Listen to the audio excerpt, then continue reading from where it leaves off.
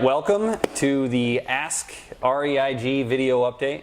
We are switching roles today. We are turning it around on Chelsey. She's normally interviewing or asking questions of me, but it's not Ask Brian. It's Ask REIG. So we're putting her on the spot. She doesn't want to do it. I don't care. We're asking her the question that we get most often these days is from our real estate partners is that everybody knows that we're doing a lot of business with homeowners directly, and they're always asking like how are you guys doing that? What are you guys doing to generate that business? So marketing queen Chelsey here is gonna answer. So help our partners out. What do we do to generate business? To get in conversation with homeowners directly that want to sell their house. Okay. All right. I'll give this my best shot to kind of summarize it for you all, as uncomfortable as I might feel. I do love talking about marketing, though, so this is great. I would break our direct seller marketing into two different parts. So one is going to be online advertising, and then the second branch is going to be direct mail. So under online advertising, there's a few different campaigns that we have going on. So one of them is going to be revolving around SEO, or search engine optimization, which is actually it's a fairly new initiative for us. Yeah, totally. And the idea or the concept behind that is to be a thought leader in this industry. So we don't want to just cram a bunch of keywords into an article and try and get folks to our website. We want to provide value and provide resources for people when they really need the resources. Quite often, distressed sellers, don't have a lot of options, or they don't know what their options are. So yeah, most sellers, 95%, if not more, are working directly with a real estate agent. So and they and just naturally kind of understand that process because that's just the norm. And there's a lot of unknowns when you're dealing directly with a buyer, and so there's a lot of questions, and we got to get over a lot of hurdles with trust and everything. But we find we hope on the thought leadership side, it matches what we want to do. We want to provide value. We want to be there as a resource.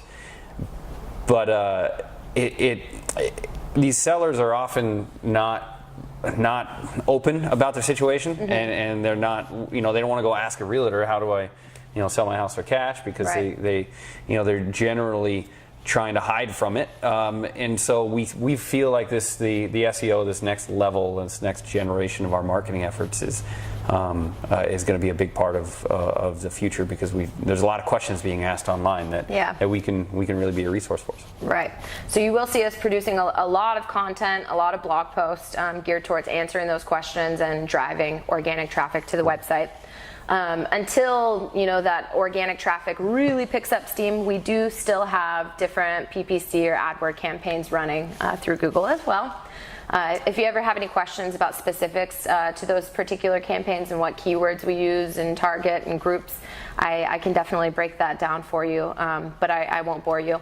The other portion that we really spend a lot of marketing effort and time on is direct mail. And Brian will probably be the first person to say that I am not the biggest fan of direct mail, and that is just because it is so darn difficult. But it's okay, I appreciate the challenge. Direct mail is just different in nature, because you're constantly staying in front of these sellers, but they might not be in that scenario where they're ready to sell, like the folks that are searching online. So it's more important to stay in front of them consistently. So it's all about consistency.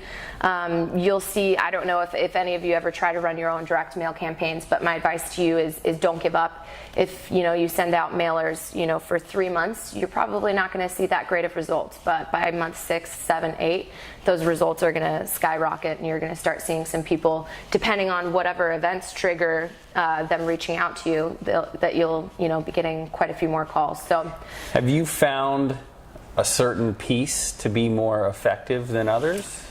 That's a good question. I personally, I'm not very fond of postcards. I know postcards can work, but we are in a hyper-competitive market, and there are a lot of people mailing folks that fall within a particular demographic or scenario. So whether you know from public record they receive notice of default. A lot of people are mailing folks who have received a notice of default, and I know that we've purchased homes from sellers who will have a drawer, they'll pull out the drawer, and literally every type of letter and postcard you can possibly imagine they have received. So that's what makes direct mail so difficult, is the competition. Yep. But to answer your question, long story short, I would say handwritten, and as much as you can personalize, you should do it. Even in the content of the letter, I know that a lot of people force that really salesy content and script, and that I'm not about that. I think just coming with a personal approach of really wanting to provide a solution and provide value to the homeowners is where we've seen the most success.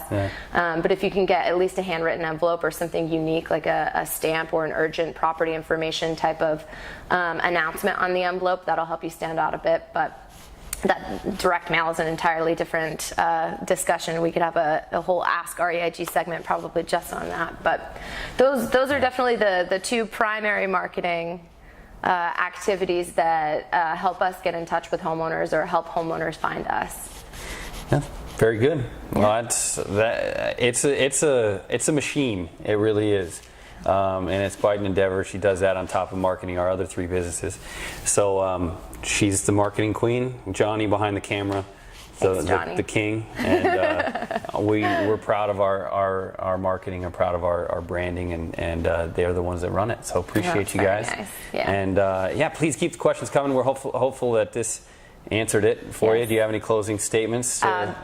Thanks for giving me the opportunity to share this with you. We're gonna do this more often because it makes her uncomfortable, and you only grow through uncomfortableness. So that's what we believe here at REIG, and so this is it actually happening in front of your eyes. So anyway, thank you so much. Thanks. See you next time.